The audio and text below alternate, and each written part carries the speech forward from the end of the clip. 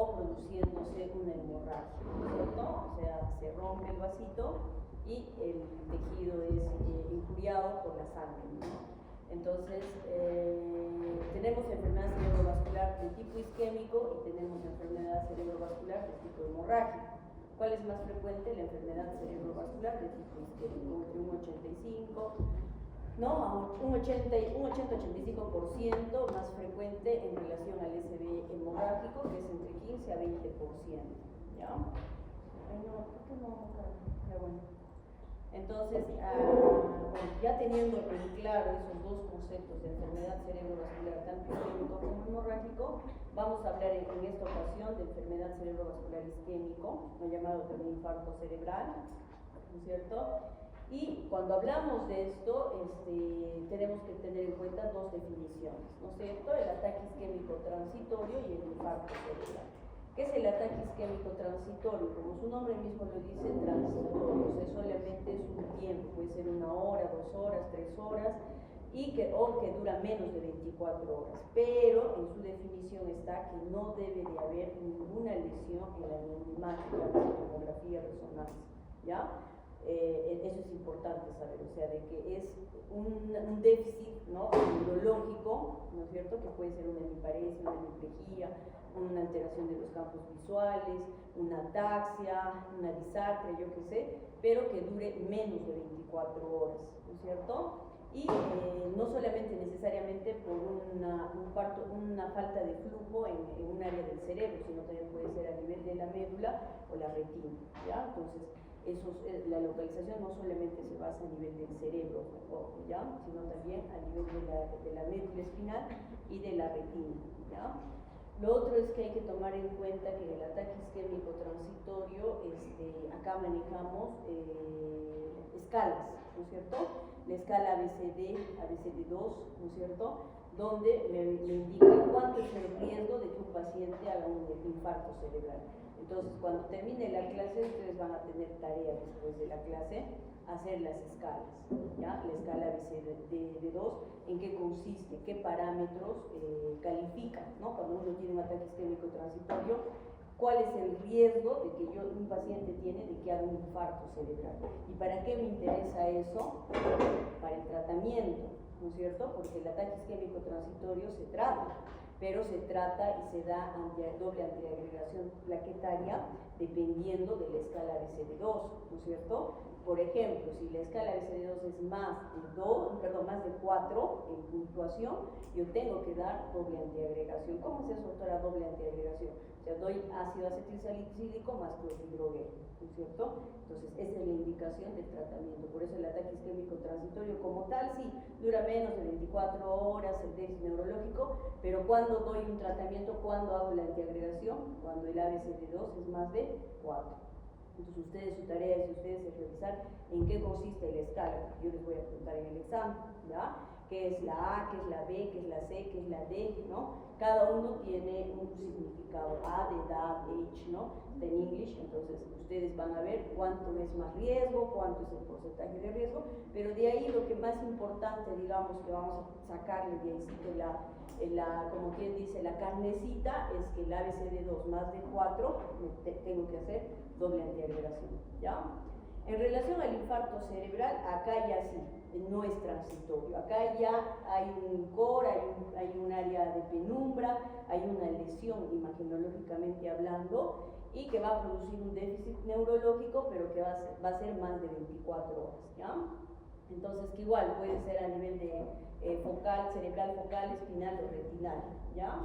Y que tiene que estar acompañado de la lesión imagenológicamente, ¿no es cierto? Porque si no hay lesión y hay clínica y dura menos de 24 horas, eso es tía hasta demostrar lo contrario, ¿ya? Ahora, ustedes cuando han llevado neuroanatomía, ¿y qué ha pasado? Esto lo quiero ponerles algunas cositas, pero no sé por qué no. Ustedes por neuroanatomía saben, ¿no es cierto?, que la irrigación depende de las arterias. Generalmente hay circulación anterior, circulación posterior, y que cada sector tiene una arteria determinada. Por ejemplo, la arteria cerebral anterior, la arteria cerebral media, y tenemos la arteria cerebral posterior, ¿no es cierto? Y en la arteria cerebral anterior, ¿no es cierto?, decíamos que va a haber, y de acuerdo al homúnculo motor, ¿no es cierto?, vamos a ver, por ejemplo, que cuando hay un infarto en la arteria cerebral anterior, la hemiparesia o la disminución de la fuerza es a predominio plural de la pierna. ¿Por qué? Por el homúnculo, ¿no? La distribución del homúnculo, acá está más la pierna, entonces por eso es el déficit, ¿no es cierto? Pero tenemos arteria cerebral media, ¿no?, que nos puede dar déficit motor en la mano, en la cara, dependiendo, ¿no?, si es del lado derecho, si es del lado izquierdo, ¿ya? Entonces, esta irrigación ustedes tienen que conocerla, repasarla, si no la recuerdan, agarren, dibujen, hagan todo lo que es el polígono de Willis, por ejemplo, ¿no?, la circulación anterior, posterior. Este es un gráfico que bastante bien académico, yo digo, porque cuando uno ve la tomografía, por ejemplo, y lo que está bien pegadito a la línea media, y para ser un poco más grotescos, es arteria cerebral anterior, y lo que está bien pegado para la línea media, arteria cerebral posterior. Lo que queda ya, pues, arteria cerebral media, ¿no? Así como algo genérico. Obviamente que hay ramas, ¿no? Por ejemplo, el tálamo es arteria, depende de la circulación posterior, ¿no es cierto? La pica, hay que cerebelo, circulación posterior, ¿no es cierto? Entonces esto, ¿no? Quienes conforman el polígono de Willis, repasen, vean eso, que también les puedo preguntar, ¿no? Igual la arteria, una de las arterias muy importantes y la que más infarta, por decir, es la arteria cerebral media. Entonces tienen que saber sus ramas, M1, M2, todos sus segmentos, ¿no es cierto? Cómo se llama cada segmento. Eso por neuroanatomía, ¿ya? Entonces, dijimos isquémicos 85% y hemorrágicos 15%, ¿ya? Pero acá está, ya veo, ya, esto lo voy a descargar porque acá es lo último del 2026, que ustedes saben que para Stroh hablamos mucho de lo que es la trombólisis, ¿no es cierto? Y tenemos dos opciones, el alteplasa y el telanteplasa, ¿no? Y el único laboratorio que tenemos es este de acá. Pero bueno, acá un gran maestro es básicamente lo que les he explicado ahorita, ¿no? El ictus o el SB se divide en isquémico o hemorrágico. Lo voy a agrandar, creo que no lo estoy agrandando. El isquémico puede ser focal o global. El focal puede ser un TIA o infarto cerebral. Y esto es importante. ¿Por qué es importante? Porque esto me da la fisiopatología o la etiopatogenia de la enfermedad cerebrovascular. Esto es por el TOAS, ¿no?, que está todavía desde 1993, pero sigue vigente, ¿no? Ustedes pueden agarrar, bajarlo del APA, es gratuito, no necesitan pagar, y les explican, ¿no?, por ejemplo, qué es aterotrombótico, cardioembólico, lacunar, de causa inhabitual y de causa indeterminada, ¿no? Entonces ustedes ahí tienen la descripción, qué se refiere con aterotrombótico, qué se refiere con cardioembólico, ¿no? Por ejemplo, cardioembólico a la cabeza, fibrilación auricular, interauricular, ¿no es cierto? Lacunar, pacientes hipertensos, por ejemplo, ¿no? De causa inhabitual, por ejemplo, lo que ahorita tus compañeras de repente, si nos alcanza el tiempo, disección carotidia, ¿no? O sea, enfermedad de Moyamoya, en fin, Cadacil, un montón de enfermedades que son causa, por ejemplo, sobre todo en pacientes jóvenes, ¿no? Porque un paciente que se infarta joven, o sea, generalmente no va a ser, pues, presión alta, diabetes, ¿no?, sino sus causas son más unas causas inhabituales, o sea, no muy frecuentes, ¿no? Y uno tiene que investigar trastornos de coagulabilidad, etcétera, etcétera. Y en el hemorrágico, ¿en qué se caracteriza el hemorrágico? Que hemorrágico tiene que ser espontáneo, ¿no es cierto? Porque si es traumático, allá no entra, ¿no es cierto? Ya no es una enfermedad cerebrovascular. Cuando es traumático puede ser, por ejemplo, el hematoma subdural, el hematoma epidural, ¿no es cierto? Esos hematomas no entran en las enfermedades cerebrovasculares hemorrágicas.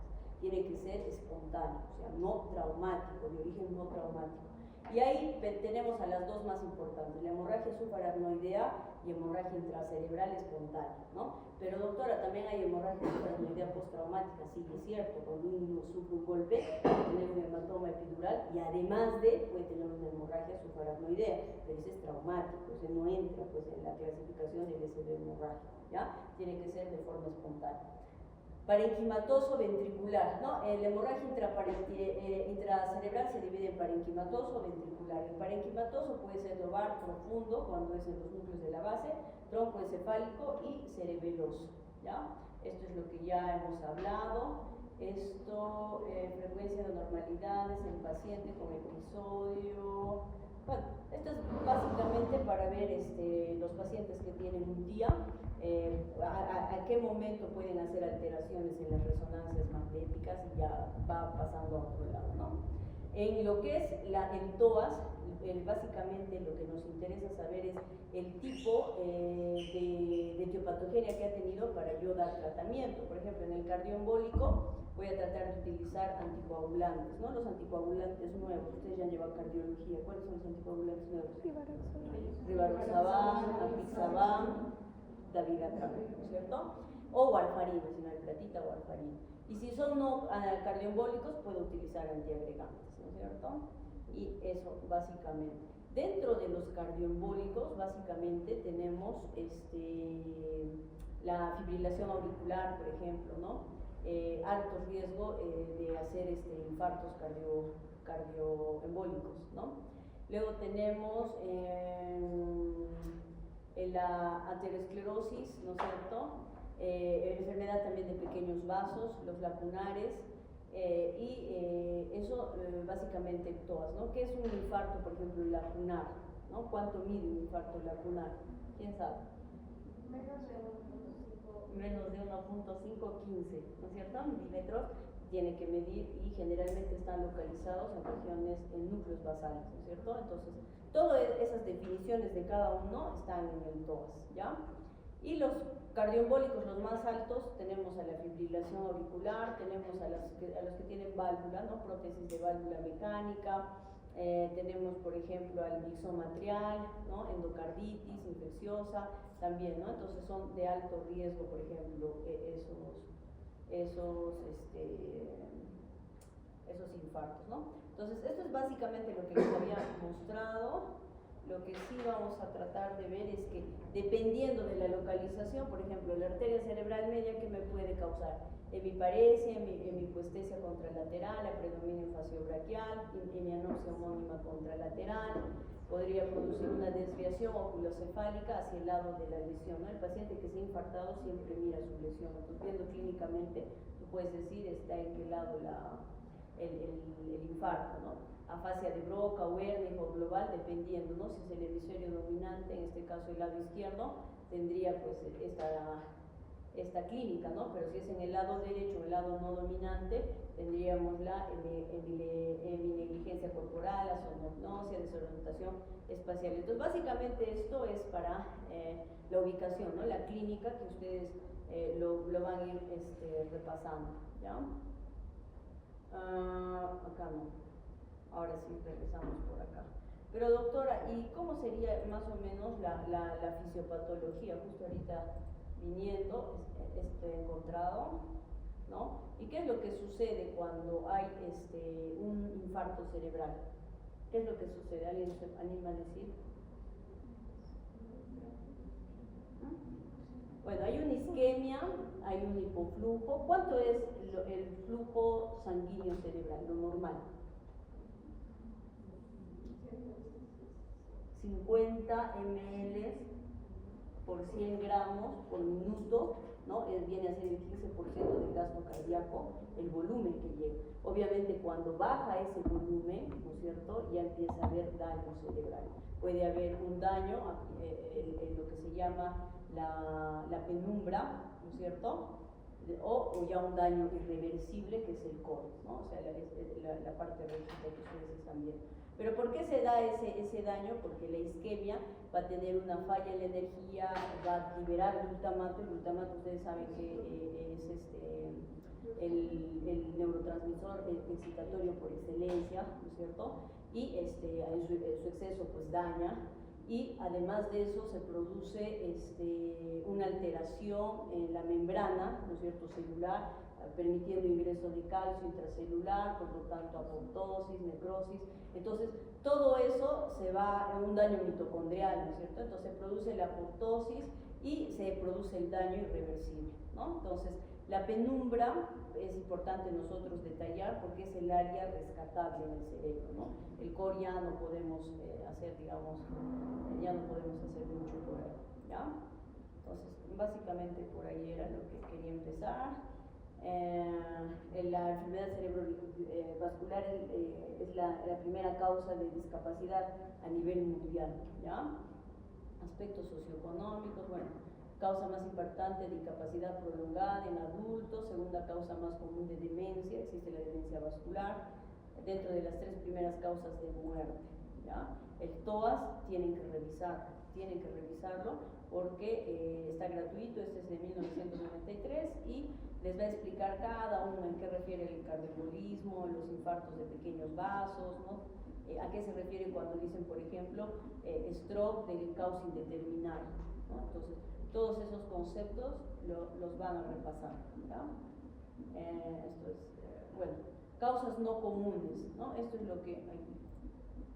lo que básicamente se ve en pacientes de causa inhabitual, ¿no? Por ejemplo, doctora, tenemos el VIH. ¿El VIH te puede producir stroke? Sí, por vasculitis, ¿no? Una infección. Las enfermedades reumatológicas, ¿no?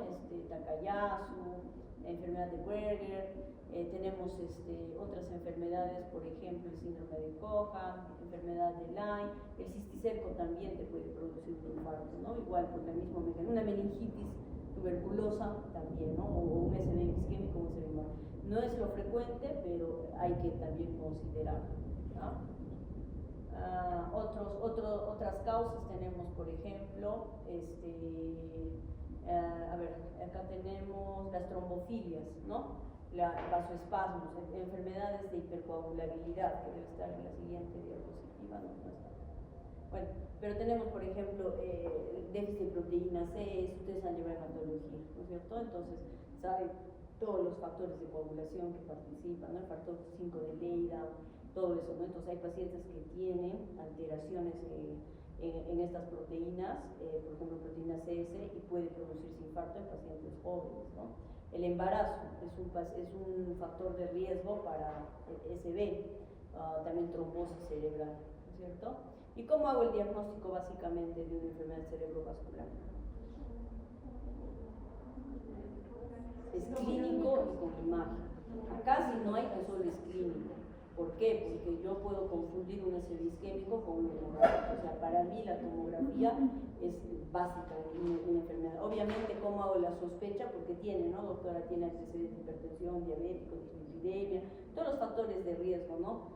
Ser mujer, el fumar, la raza, todo eso son factores de riesgo. Entonces, yo tengo mis factores de riesgo más un cuadro clínico con una anamnesis compatible con un stroke, por ejemplo, inicio súbito, inicio brusco, ¿no? Y que se instala con un déficit neurológico, ¿no? Que puede ser una hemiparesia, una hemiplegia, y para eso ustedes hacen su examen físico, ¿no? O sea, el examen clínico utilizamos varias escalas, ¿no? Por ejemplo, tenemos el FAST, FEA de face, rostro caído, arm de brazo débil, debilidad en una extremidad, speech, el lenguaje, time, tiempo para llamar. Pero no es el único, tenemos otros, tenemos por ejemplo el BFAST.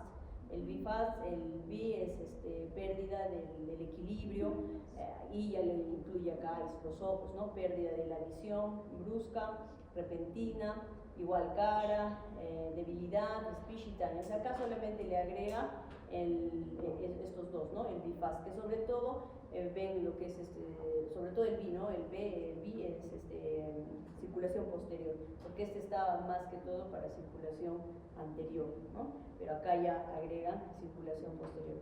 Igual acá hay otro, ¿no? El FAST, face, de cara, brazo, equilibrio, conversación, ojos y tu reacción para llamar.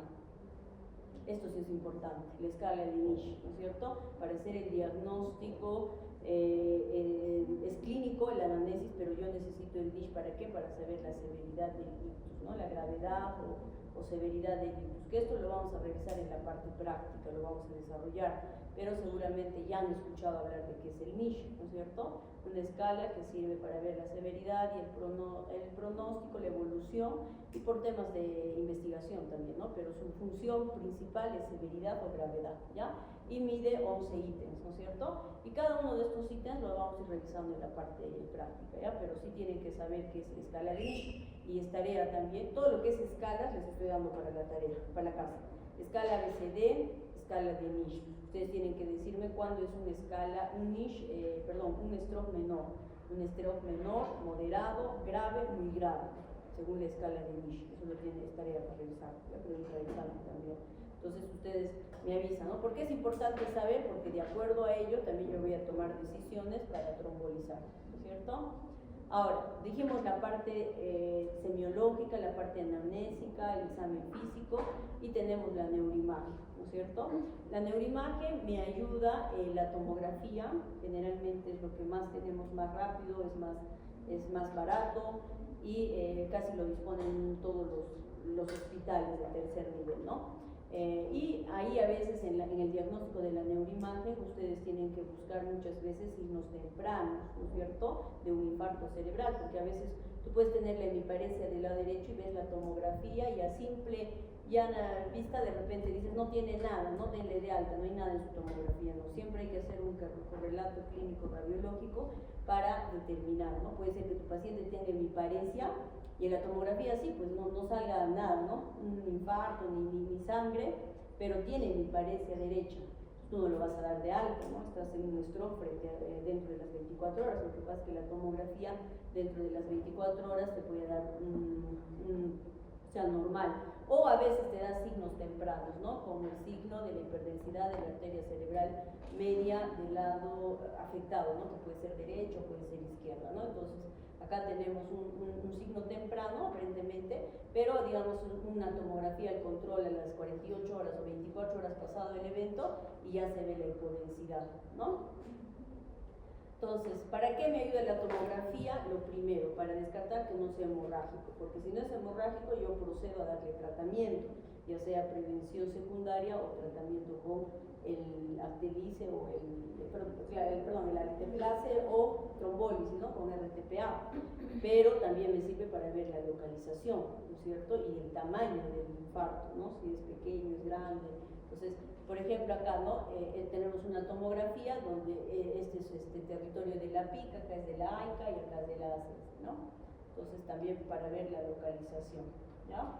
Entonces, acá, por ejemplo, tenemos un infarto de los núcleos, ¿no? De los núcleos basales, podríamos decir, de la, núcleo lenticular, ¿no? Núcleo lenticular con cápsula, ¿no? Cápsula interna.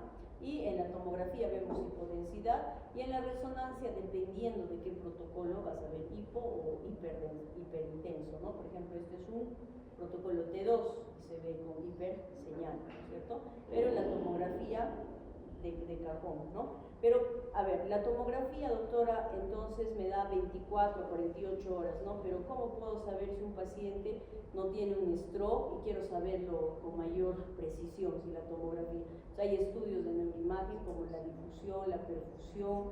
Esos estudios me ayudan a ver cuánto tiempo puede tener un paciente, ¿no? Sobre todo en los pacientes que no sabemos o tenemos la hora incierta, ¿no?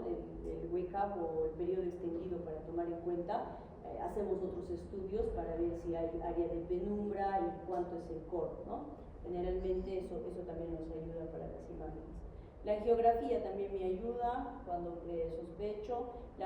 Los infartos lacunares generalmente están dados por infartos a nivel de las arterias perforantes, ¿no es cierto? Y generalmente está antecedido por hipertensión, diabetes, tabaquismo y esta es la que da enfermedades también de vasos pequeños, ¿ya?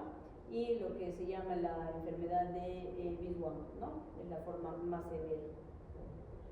A ver, ACV isquémico izquierdo, bueno, acá por ejemplo la angiotomografía me sirve para ver la obstrucción, ¿no? Por ejemplo, acá vemos todos los vasos sanguíneos, pero acá en la arteria cerebral media izquierda ya no veo la irrigación que hay como este lado, ¿no? Entonces ya se ve ahí la obstrucción, ¿no? Entonces para eso me ayuda la angiotomografía.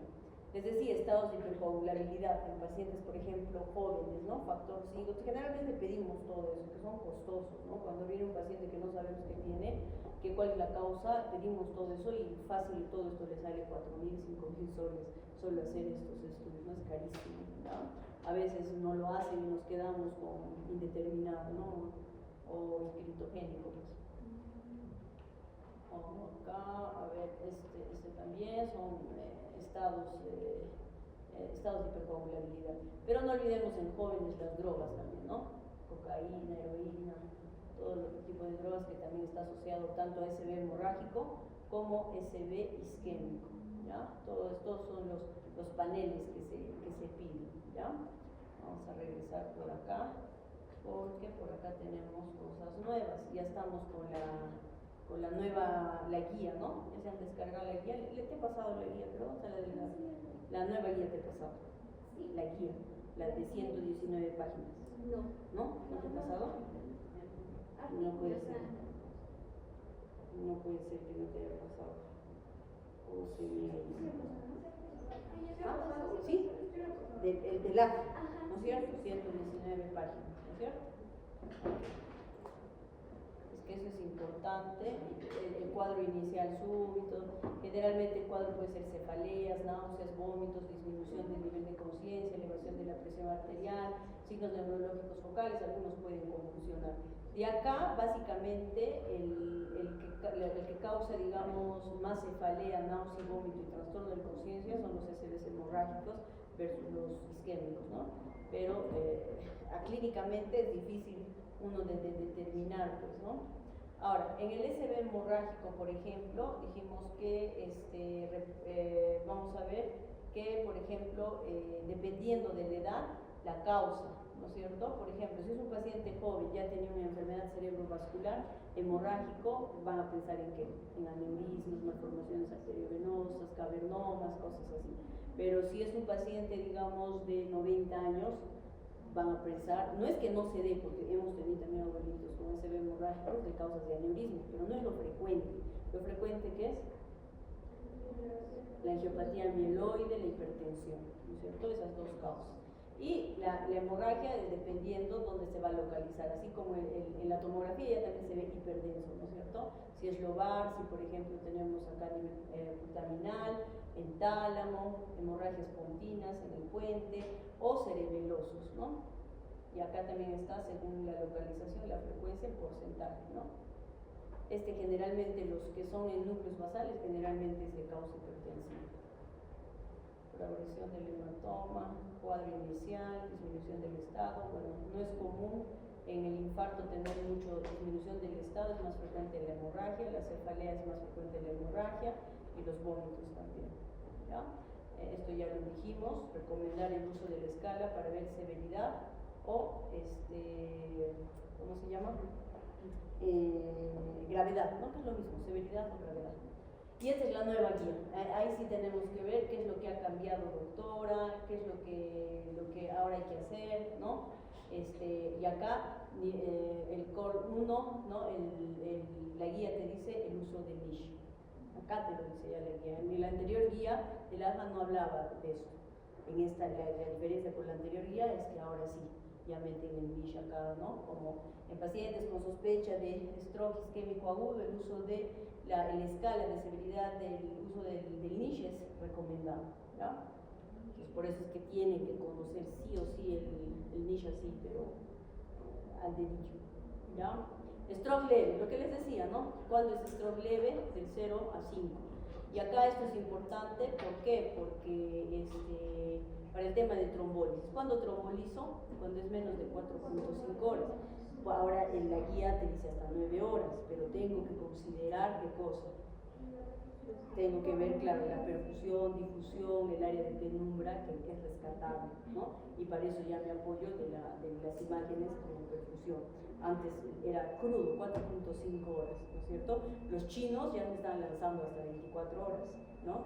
Pero todavía no, o sea, no es como la de 9 horas que ya hay estudios y está respaldado, ¿no? Por las guías, todos los estudios, los ensayos clínicos.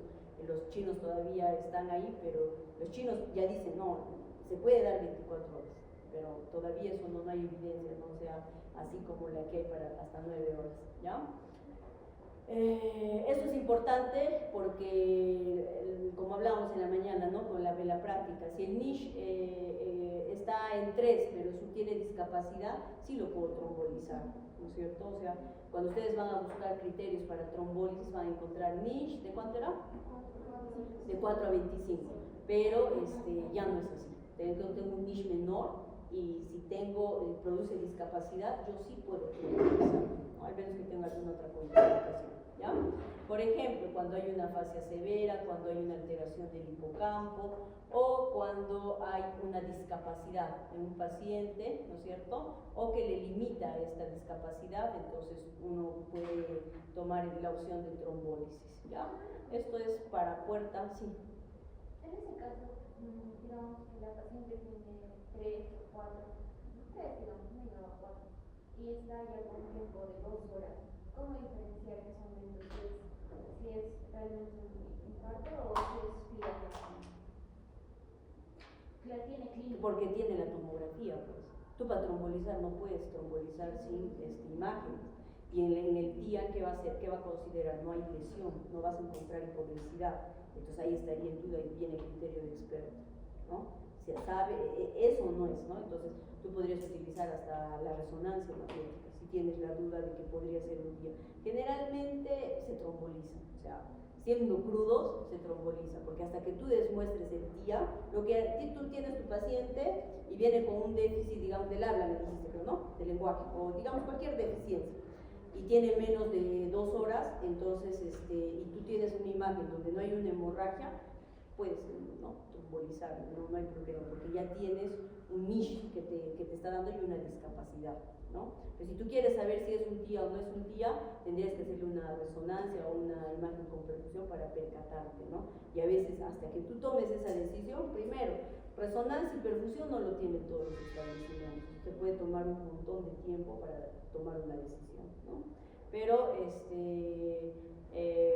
si ya tienes una hipodensidad, ya pues ya no vas a decir tía, ¿no? Ya tienes una lesión en el cerebro y ahí ya no te va a hacer la duda. La duda sería cuando tienes un aspect o una calificación de tu tomografía de 10 puntos, ¿no es cierto? Porque no tienes ninguna hipodensidad, entonces no tienes cómo corroborarlo, ¿no? Entonces ahí podría ser, pero como te digo, así el criterio es que si tú tienes todo eso, le trombolizas, ¿no? O sea, no esperas más, porque tiempo es cerebro, ¿no? Prefiero trombolizar. Si fuera un IT, ¿qué daño más le podrías hacer? ¿No? Más bien al contrario, le podrías hacer. Pero hay que tener cuidado, por eso cuando te digo, cuando es 0, 1, 2, solo si causa discapacidad se tromboliza. Si no causa discapacidad, no, tampoco, o sea, no te lances, ¿no?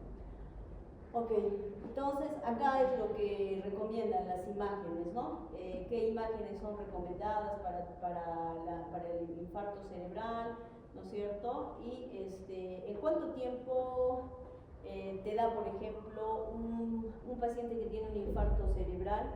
¿En cuánto tiempo ya podrías ver en la resonancia con perfusión o difusión? Perfusión más que todo, ¿no? Hasta 6 horas, ¿no? Por eso es que tú podrías determinar cuánto tiempo, ¿no? Ya obviamente si ya ha pasado, si no hay nada, eso es cuando ya ves imágenes avanzadas, mismatch, cosas así, si ya lo ves que no hay correlación, es negativo, por decir, entonces tú dices, ya pasó más de 6 horas.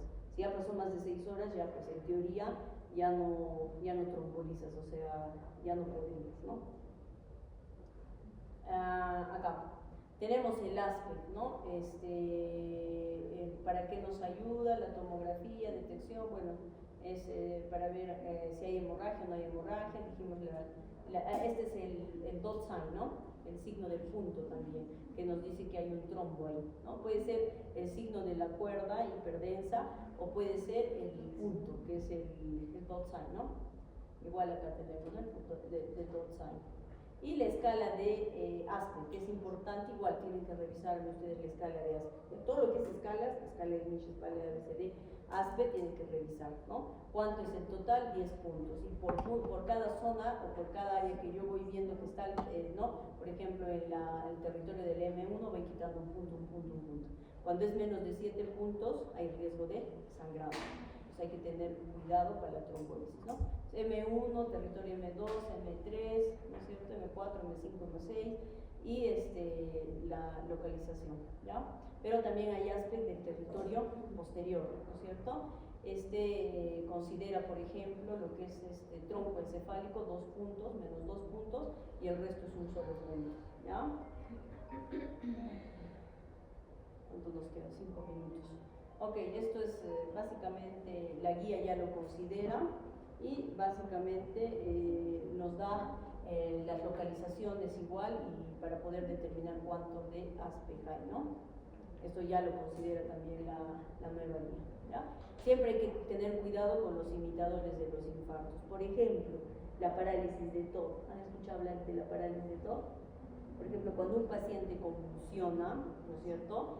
Después de la convulsión puede dejarle un déficit motor en un lado del cuerpo. Entonces viene el paciente y cuando uno le examina el NISH, ¿no? O sea, si tiene hemiparesia o hemiplegia inclusive, ¿no? Entonces uno dice, se ha estroqueado, ¿no? Y no ha preguntado si ha convulsionado, si tiene antecedente de epilepsia o si tomaba o no su medicación, ¿no? Por eso es importante la parte de la anamnesis, ¿no? Entonces, a veces hay camaleones, digamos, ¿no?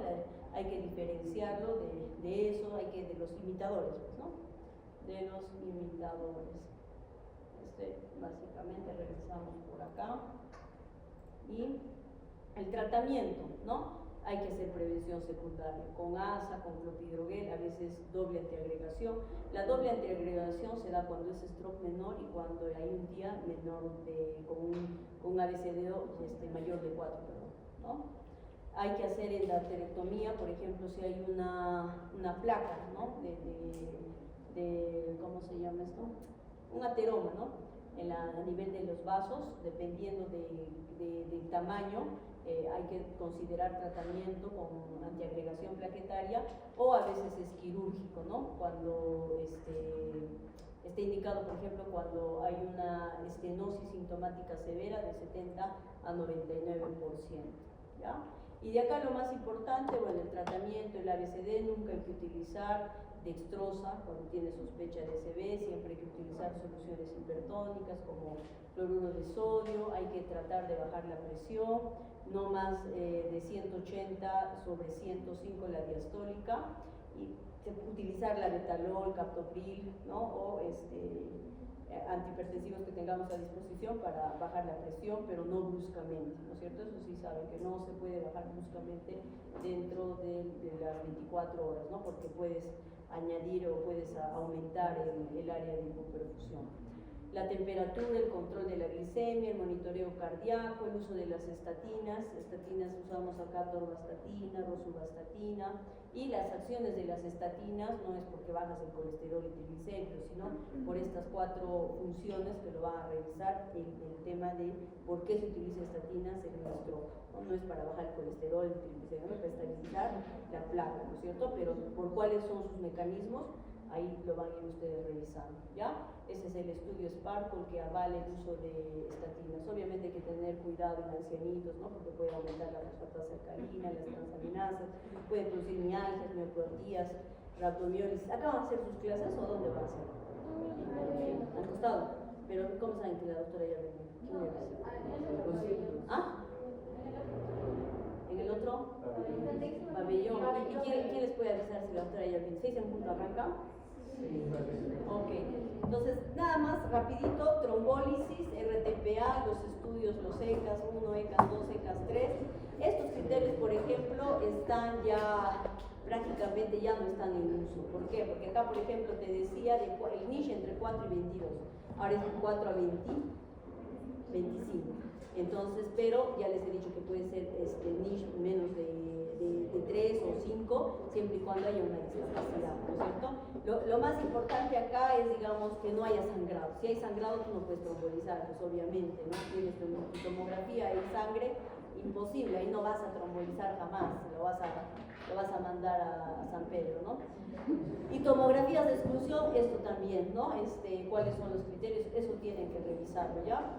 Es parte de un poquito memorizar, ¿ya? Entonces, eso es a la escala de ranking modificado. ¿Para qué me sirve la escala de ranking modificado? Para ver el resultado, el outcome de un paciente con stroke. Yo quiero saber a los 3 meses cómo ha quedado ese paciente, ¿no? ¿Ha quedado asintomático o ha quedado con algún tipo de incapacidad? Entonces, también pregunta examen, escala de ranking, ¿ya? Stroke hemorrágico, ahí nos quedamos.